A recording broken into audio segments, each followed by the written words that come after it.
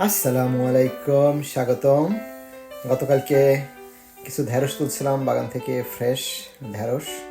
সেগুলোকে আজকে আমরা একটু ভিন্ন আকারে, স্ন্যাক আকারে তৈরি করে খাবো। গিন্নির পরামর্শ অনুযায়ী এগুলোকে সুন্দর করে আমরা ধুয়ে কেটে নিচ্ছি।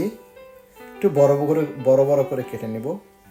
এটা খাওয়ার পরে আমাদের অনেক পছন্দ হয়েছে। ইনশাআল্লাহ, আল্লাহ তৌফিক দিলে আবারও বানাবো এবং খাবো।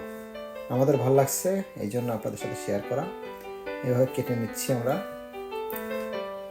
কেটে নিয়ে এগুলো দেখেন, আমরা কর্নস্টার্চ, হলুদ, মরিচ, একটু তারপরে ব্ল্যাক পেপার দিলাম, লবণ দিলাম, অলিভ অয়েল দিয়ে মাখিয়ে নিলাম সুন্দর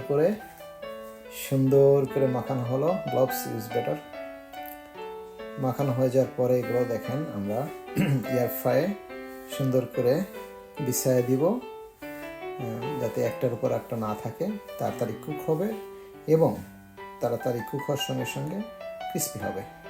এক্স্যাক্টলি 15 মিনিট দিয়েছিলাম, তবে আমাদের 17 মিনিট লাগছে। তারপরে আমরা পেয়েছি বহুল প্রতীক্ষিত খুবই মজাদার একটা হেলদি স্ন্যাক। এটা অত্যন্ত ক্রিস্পি ছিল, মচমচে ছিল, সুস্বাদু ছিল, ঝাল ছিল। অনেক মজা করে আমরা খেয়েছি, আলহামদুলিল্লাহ, সবাই খেয়েছি। আপনারা অবশ্যই ট্রাই করবেন, এটা ভালো লাগবে, গ্যারান্টি। আসসালামু আলাইকুম।